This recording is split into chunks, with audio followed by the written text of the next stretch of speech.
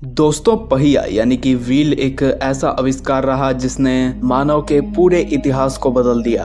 सदियों पहले जब हमारे पूर्वजों को सामान को एक जगह से दूसरे जगह ट्रांसपोर्ट करना होता था तो वह इसे लकड़ी की मदद से टांग कर या फिर इसे अपने कंधे पर रख के ले जाया करते थे। और जाहिर सी बात है कि वह ज्यादा सामान को एक जगह से दूसरे जगह ट्रांसपोर्ट करने में असमर्थ थे। साथ ही उन्हें अगर कोई लंबी यात्रा करनी होती थी तो उसमें वर्षों बीत जाया करते थे। यही कारण था कि लोग एक ही गांव या बस्तियों तक सीमित रहते थे।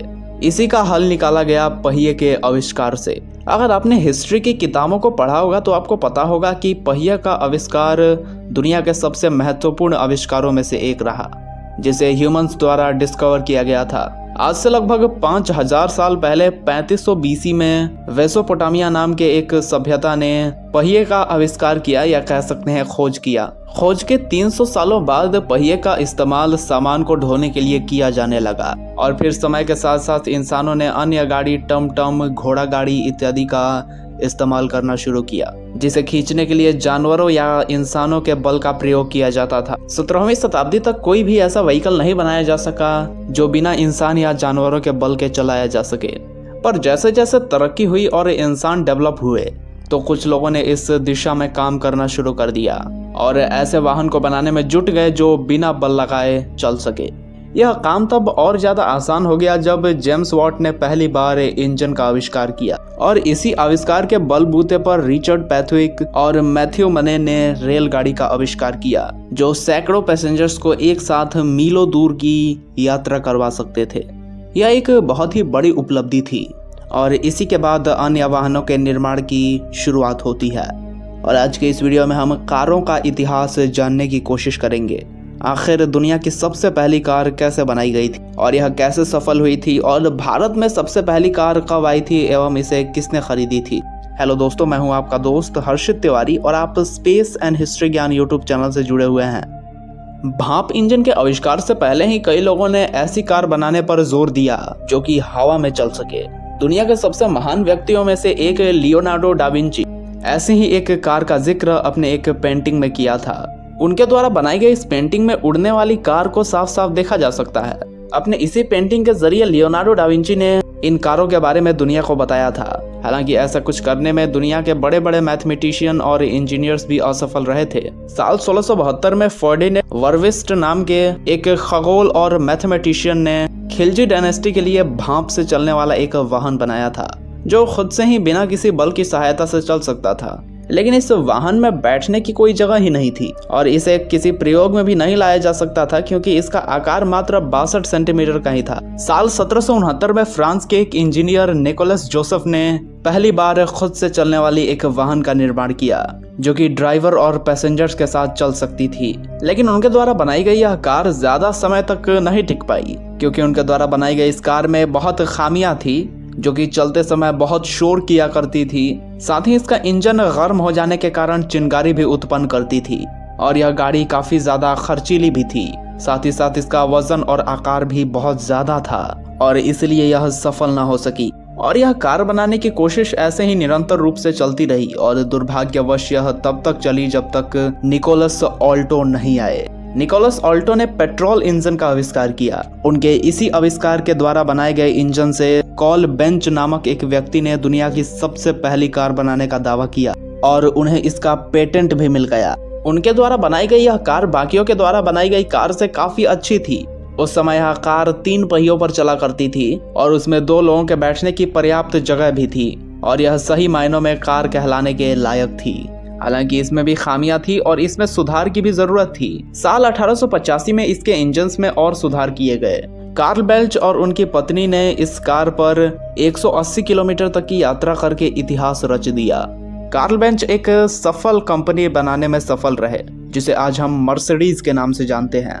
इसके बाद आए विहेलम मेबेज और वेलम डेब्लेर। यह दोनों ही जानकार मैकेनिकल इंजीनियर थे। ये दोनों निकोलस ऑल्टो के साथ काम किया करते थे। जहां निकोलस का ध्यान पेट्रोल इंजन बनाने पर था, वहीं ये दोनों गैलोसिन इंजन पर फोकस कर रहे थे। ऑल्टो और डेविलियर के बीच एक बार विवाद हो गया, जिसके कारण उन्हें ऑल्टो द्वारा बनाई गई कंपनी छोड़नी पड़ी थी। लेकिन इसके बाद भी उन्होंने अपने गैलोसिन इंजन पर काम जारी रखा। विहेलम मेबेज जो उनके साथी थे और ऑल्टो के कंपनी में ही काम किया करते थे, उन्होंने भी उस कंपनी को छोड़ दिया और आगे चल के इन्होंने एक शक्तिशाली 4 पहियों पर चलने वाली कार का निर्माण किया जिसका maximum speed 16 kilometre per hour था। गैलोसिन के इंजन पर उन्होंने बहुत मेहनत किया था और उन दोनों को इसका पेटेंट भी मिल गया था। उस समय के कार कंपनीज इसी इंजन का प्रयोग किया करती थी। डेमलर नाम के एक कंपनी की शुरुआत इन्हीं दोनों ने की थी जो कि आगे चलकर काफी सफल भी हुई थी। 1926 में डेप्लेयर और कार्ल बेज की कंपनी डेप्लेयर बेज एजी नाम की एक कंपनी खोली। अब जैसे जैसे समय बीता कार का प्रोडक्शन और डिमांड उसी हिसाब से बढ़ने लगी और अब कार का कॉन्सेप्ट अमेरिका, फ्रांस और भी कई अलग अलग देशों में आ चुका था और वहां भी इसकी कंपनीज तैयार होने लगी थी। भाप इंजन वाली कार को ज्यादा सफलता नहीं मिल सकी क्योंकि उसमें बहुत दिक्कत था। उदाहरण के तौर पर बेम्सन ऑल्स ने भाप से चलने वाली एक कार भी बनाई थी पर वो सफल नहीं हो पाई। आपको जानकर हैरानी होगी कि 1900 के समय तक अमेरिका में सिर्फ 50 कार की ही कंपनीज थी और इसके 8 साल बाद ही अमेरिका में लगभग 243 कार कंपनीज हो गए थे। इसमें बड़ी से लेकर छोटी सभी कंपनीज शामिल थी। अब जैसे जैसे समय और ज्यादा बीतता है वैसे ही कार बनाने वाली कंपनीज में भी काफी वृद्धि देखने को मिली। आर्बरेड ऑस्ट्रिन और विलियम मॉरिस नाम के 2 व्यक्तियों ने कार के अलग अलग पार्ट्स को जोड़कर नई कार की कंपनी को स्थापित किया था जो कि आगे चल के बहुत ज्यादा सफल भी हुआ था। लेकिन अब सवाल ये उठता है कि भारत में उस समय कार का क्या स्टेटस था। आखिर भारत में सबसे पहली कार कैसे आई थी। आज के समय में मेट्रो सिटी यानी कि दिल्ली और कोलकाता और अन्य कई शहरों के सड़क पर भी खचाखच कार भरे रहते हैं और आजकल तो गाँव में भी कार देखने को मिल जाती है। लेकिन एक ऐसा भी समय था जब कार जरूरत नहीं बल्कि शाही खानदानों का शौक हुआ करता था। कार वही खरीद पाते थे जिनके पास असीमित धन हुआ करता था। भारत में सबसे पहली कार 1897 में कोलकाता की सड़कों पर देखी गई थी। वह कार कॉप्टन क्रिप्स नाम की कंपनी की थी जिसके मालिक मिस्टर फ्रॉस्ट थे।